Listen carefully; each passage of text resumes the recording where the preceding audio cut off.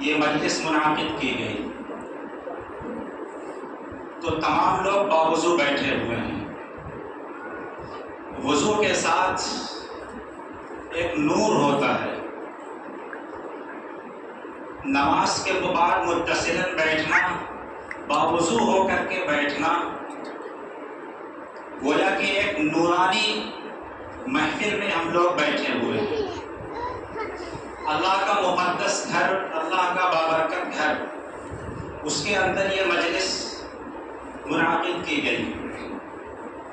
اور مجلس کی نسبت قرآن کے تعلق سے ابھی چند بچوں نے قرآن کریم مختلف جگہوں سے تلاوت کی، جس سے آپ کو اندازہ ہوا ہوگا کہ وہ بچہ جو ہمارے گھر پلا بڑھا، ہمارے گاؤں میں کھیلتا رہا، جب اس کو ہم نے مدرسے میں بیٹھایا تو 2-4 سال کے بعد وہ اس لائق ہو گیا کہ اپنی زبان سے اللہ کے کلام کو پڑھ سکے، اور صرف پڑھ سکے نہیں بلکہ اچھے انداز میں قرآن کو تجوید کے ساتھ پڑھنے لگا. قرآن کریم کو تجوید کے ساتھ پڑھنا بھی ایک بڑا مقصد ہے، اور قرآن کریم کو تجوید کے ساتھ پڑھنا ضروری ہے، جس سے بے انتہا غفلت برتی جا رہی ہے. ہم یہ سمجھتے ہیں کہ ہم نے اپنے کسی بیٹے کو قرآن کریم کی دولت سے نواز دیا، اس کو حافظ قرآن بنا دیا، اور ہم نے قرآن کریم کو صحیح ڈھنگ سے نہیں پڑھنا سیکھا، تو یہ ہمارے لیے کافی نہیں ہے. قرآن کریم ہر ایک کو پڑھنا ہے اور تجوید سے پڑھنا ہے. من لم یجود القرآن فہو آثم. قرآن کریم کو تجوید سے نہ پڑھنے والے کو گنہگار کہا گیا ہے. تو یہ وہ مجلس ہے جس کی نسبت قرآن سے ہے، اور قرآن کریم اتنا مقدس، اتنا بابرکت کلام ہے کہ جس کی نسبت قرآن سے جڑ جائے وہ بھی عظیم الشان ہو جاتا ہے. نسبت بہت بڑی چیز ہے، چاہے وہ دنیاوی ہو چاہے اخروی ہو. دنیا میں بھی اگر ہماری نسبت کسی بڑے سے ہو جائے تو بڑا چرچا ہوتا ہے کہ وہ تو فلاں کے پاس جاتا آتا ہے، وہ فلاں بڑے کے پاس اٹھتا بیٹھتا ہے. اگر فلاں بڑے سے کوئی بات کرنی ہے، وہاں تک بات پہنچانی ہے، تو اس کے پاس اٹھنے بیٹھنے والے سے بات پہنچائی جا سکتی ہے. نسبت بہت بڑی چیز ہے، چاہے وہ دنیاوی ہو چاہے اخروی ہو، اور اخروی نسبت ہی اصل نسبت ہے. نسبت مصطفیٰ بھی بڑی چیز ہے، جس کو نسبت نہیں اس کی بخشش نہیں. اگر ہماری نسبت نبی کریم صلی اللہ علیہ وسلم سے نہ ہو تو پھر ہمارا آخرت میں بیڑا پار ہی نہیں ہو سکتا. تو ایسے ہی اللہ کا کلام اتنا مقدس ہے کہ جس سے اس کی نسبت ہو گئی وہ بھی عظیم الشان ہو گیا. اب یہ بچوں نے جو قرآن کریم پڑھا، جس نے بھی قرآن کریم کو حفظ کیا، اس کا تعلق قرآن کریم سے ایسا ہو گیا جیسے کہ وہ اس کے دل میں بسا ہے، اس کے دل میں پیوست ہے.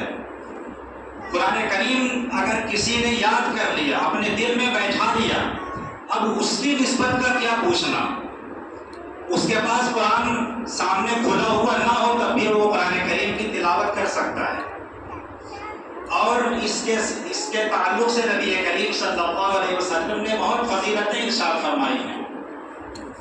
اس مختصر سے وقت میں میں نے ایک حدیث آپ کے سامنے پڑھی ہے، جس میں نبی کریم صلی اللہ علیہ وسلم نے اس بچے کے والدین کے لیے بڑی بشارتیں سنائی ہیں، اور یہ بھی اخیر میں کہا ہے کہ جب والدین کے لیے اتنی بڑی بڑی بشارتیں ہیں اور اتنی خوشی کی باتیں ہیں تو پھر بچے کا کیا عالم ہوگا جس کے سینے میں قرآن محفوظ ہے. نبی کریم صلی اللہ علیہ وسلم فرماتے ہیں من قرأ القرآن وعمل بما فیہ، جس نے قرآن کریم کو پڑھا. ایک دوسری روایت میں ہے من قرأ القرآن فأکملہ، جس نے قرآن کریم کو پڑھا اور اس کو مکمل پڑھا. من قرأ القرآن کی تفسیر علماء نے کی ہے کہ جس نے قرآن کریم کو حفظ کیا،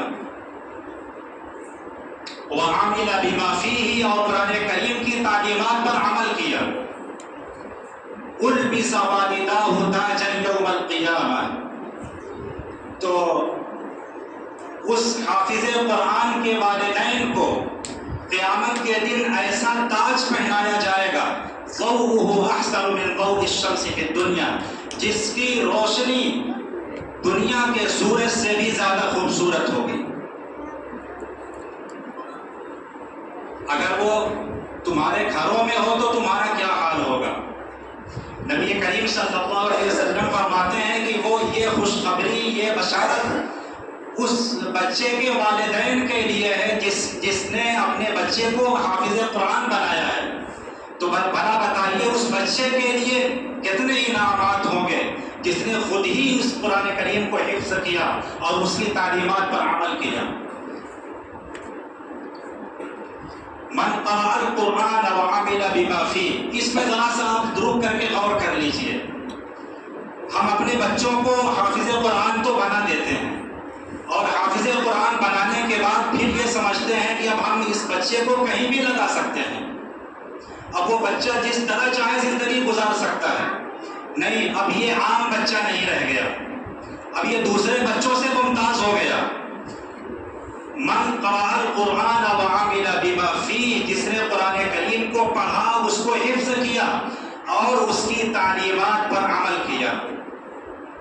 اب بھلا بتائیے اگر ہم بچے کو دنیاوی زندگی میں ایسا منہمک کر دیں کہ اس بچے کو قرآن کریم خود پڑھنے کا وقت ہی نہ مل سکے، اس کی توفیق ہی نہ ہو سکے، تو وہ اس کی تعلیمات پر عمل کیسے کر سکتا ہے؟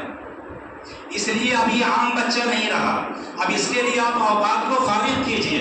اب اس بچے کو اتنا وقت دیجئے کہ دوسرے کام کے کرنے کے ساتھ ساتھ اس کے پاس اتنا وقت میسر ہو کہ یہ قرآن کی خوب تلاوت کر سکے، یہ قرآن کریم کی اتنی تلاوت کر سکے کہ رمضان کے مہینے میں تراویح میں قرآن بآسانی سنا سکے. اگر ہم نے بعد میں بچے کو اتنا بانٹ دیا، اس کو اتنا کاموں میں مشغول کر دیا، یہ قرآن پڑھنے کے لیے وقت فارغ نہیں کر سکتا، تو بھلا بتائیے یہ تراویح میں تلاوت کیسے کر سکتا ہے، قرآن کیسے سنا سکتا ہے؟ اب یہ عام بچہ نہیں رہ گیا، اور اس کو اس کی تعلیمات پر عمل کرنے کی وجہ سے یہ اس کے والدین کے لیے بشارت ہے. اگر وہ صرف نیلا حافظ قرآن ہے اور عام بچوں کی طرح وہ بھی رہتا ہے، جیسے اور بھی بچے شرارت کرتے ہیں، بیڑی پیتے ہیں، گٹکا کھاتے ہیں، دوسری نقلیات میں رہتے ہیں، اب یہ حافظ قرآن بھی اسی طرح رہنے لگے تو اس کی تعلیمات پر عمل کہاں ہوا؟ تو اس کے حدیث کے دو جز ہیں. ایک تو یہ کہ بچے نے قرآن کریم حفظ کیا اور اس کی تعلیمات پر عمل کیا. یہ صرف بچے کے لیے نہیں ہے، تعلیمات پر عمل کرنا تو ہر مسلمان کے لیے ہے. اس سے یہ پتہ چلا کہ آخرت کی زندگی اور آخرت میں بیڑا پار اسی وقت ہو سکتا ہے جب ہم قرآن کریم کی تعلیمات پر عمل کرنے والے ہوں. دنیا میں صرف ہم کام ہی کے لیے پیدا کیے گئے ہیں، اللہ کے تقاضوں کو، قرآن کریم کے احکامات کو، قرآن کریم کی تعلیمات پر عمل کرنے کے لیے پیدا کیے گئے ہیں. انسان اور جنات کو صرف عبادت ہی کے لیے پیدا کیا گیا ہے. اگر کوئی یہ سمجھے کہ ہم قرآن پڑھ لیں اور قرآن کی تلاوت کر لیں بس اتنا ہی کافی ہے، نہیں. قرآن صرف پڑھنے کے لیے نہیں ہے، قرآن پڑھنے کے ساتھ ساتھ یہ کہتا ہے کہ ہماری تعلیمات پر عمل بھی کیجیے. اور قرآن کی تعلیمات کیا ہیں؟ ابھی مولانا نے جو آیت پڑھی اور اس کی تفصیل بیان کی، اب اس کے بعد مزید تفصیل کی ضرورت باقی نہیں رہ جاتی. آپ اگر اسی ایک آیت کو باندھ لیجئے جس طرح سے مولانا نے بیان کیا ابھی، اس کو ایک ایک جز کو آپ یاد کر لیجئے، ایک ایک جز کی تفسیر کو آپ اپنے سینے میں بیٹھا لیجئے، تو پھر آپ اس کے اوپر عمل کرنے کے لیے تیار ہو جائیں گے، عمل کرنا آسان ہو جائے گا. تو حافظ بننے کے بعد یا ہم قرآن کریم کی تلاوت کرنے کے بعد ہم یہ کبھی نہ سوچیں کہ ہم دوسرے کاموں سے یا قرآن کریم کی تعلیمات سے اب ہم الگ ہو گئے، ہم قرآن پڑھنے بس یہی کافی ہے. نہیں، قرآن پڑھنے کے ساتھ ساتھ قرآن کے تقاضوں پہ عمل کرنا ضروری ہوگا. وقت پورا ہو رہا ہے یا کچھ بچا ہے؟ اچھا، ایک دوسری حدیث تھوڑے سے وقت میں ہم بیان کر دیتے ہیں۔ نبی کریم صلی اللہ علیہ وسلم نے ایک دوسری حدیث میں فرمایا کہ من قرأ القرآن واستظهره فأحل حلالا وحرم حراما، جس نے قرآن کریم پڑھا اور اس کو حفظ کیا اور قرآن کریم کے حلال کی ہوئی چیزیں کو حلال سمجھا اور اس کی حرام کی ہوئی چیزوں کو حرام سمجھا، ادخلہ اللہ بہ الجنہ، تو اللہ تعالیٰ اس کو جنت میں داخل کریں گے۔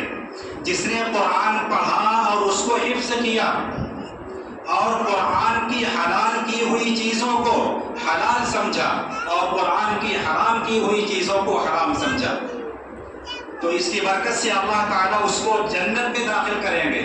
اور مزید بشارت اس کے 10 اہل خانہ کے لیے، نبی کریم صلی اللہ علیہ وسلم آگے فرماتے ہیں وَشَفَّعَهُ فِي عَشْرَةٍ مِّنْ أَهْلِ بَيْتِ كُلُّهُمْ قَدْ وَجَبَتْ لَهُ النَّارُ، اس کے گھر والوں میں سے 10 کے بارے میں اس کی سفارش قبول کی جائے گی، اور وہ 10 ایسے ہوں گے جن کے لیے جہنم واجب ہو چکی ہوگی۔ اس کے گھر والوں میں سے 10 ایسے گنہگار ہوں گے جو جہنم کے مستحق ٹھہر چکے ہوں گے۔ اس حافظ قرآن کی برکت سے اس حافظ قرآن کو اختیار دیا جائے گا کہ وہ سفارش کرے کہ ہمارے فلاں رشتہ دار جہنم کے مستحق ہو گئے، اللہ تعالیٰ ان کو جہنم سے بچا کر جنت میں داخل کر دے، اس کی سفارش قبول کی جائے گی۔ صرف ایک نہیں، 10 کے بارے میں۔ تو پہلی حدیث جو ابھی تلاوت کی گئی تھی اس سے والدین کے بارے میں بشارت آپ نے سنی، اور یہ دوسری حدیث ہے جس میں نبی کریم صلی اللہ علیہ وسلم فرماتے ہیں کہ بچے نے قرآن حفظ کیا اور اس کی تعلیمات پر عمل کیا، حلال کو حلال سمجھا، حرام کو حرام سمجھا، تو خود تو جنت میں جائے گا، اللہ تعالیٰ اس کو اتنا بلند مقام عطا فرمائے گے کہ اس کی بات بھی مانیں گے اور اس کی سفارش بھی قبول کریں گے۔ اس لیے ہم اپنے بچے کو صرف حافظ قرآن نہ بنائیں، ہم اپنے بچے کو حافظ قرآن بنا کر کے صرف دنیاوی چیزوں میں نہ لگا دیں، بلکہ فَأَحَلَّ حَلَالًا وَحَرَّمَ حَرَامًا کا بھی خیال رکھیں۔ بچہ اس طرح سے زندگی گزارے کہ حلال کو حلال سمجھ کر کے اس پر عمل کرے اور حرام کو حرام سمجھ کر کے اس پر عمل کرے، تو وہ اپنے لیے بھی مفید ہوگا اور اپنے اہل خانہ کے لیے بھی فائدہ مند ہوگا۔ تو قرآن کریم کا مقصد پڑھنا بھی ہے اور اس کے اوپر عمل کرنا بھی ہے۔ قرآن کریم پڑھنے کی بھی چیز ہے اور عمل کرنے کی بھی چیز ہے۔ قرآن کریم نہ صرف پڑھنے کے لیے ہے کہ اس کو پڑھ کر کے ہم دوسری تعلیمات کو نظر انداز کر دیں، اور قرآن کریم اس لیے بھی نہیں ہے کہ ہم قرآن کریم نے جن باتوں کو کہا ہے ہم اس پر عمل تو کرتے رہیں لیکن ایک جز تلاوت کو چھوڑ دیں، ایسا ہرگز نہیں ہونا چاہیے۔ ہم دونوں کو ساتھ ساتھ لے کر کے چلیں، تلاوت کا ایک وقت مقرر کر لیں اور روزانہ تلاوت کرتے رہیں گے، ایک حصہ مقرر کر لیں، روزانہ اتنا پڑھتے رہیں گے۔ حافظ قرآن بھی اپنے لیے ایک خاکہ بنا لیں اور عام لوگ بھی اپنے لیے ایک خاکہ تیار کر لیں کہ چاہے جتنی بھی مصروفیت ہو ہم تھوڑا بہت قرآن پڑھتے رہیں گے۔ قرآن پڑھنے ہی کے لیے نازل کیا گیا ہے اور اس کی تعلیمات پر عمل کیا جائے اس لیے نازل کیا گیا ہے۔ اللہ تعالی ہمیں اس پر عمل کرنے کی توفیق عطا فرمائے۔ وآخر دعوانا الحمدللہ۔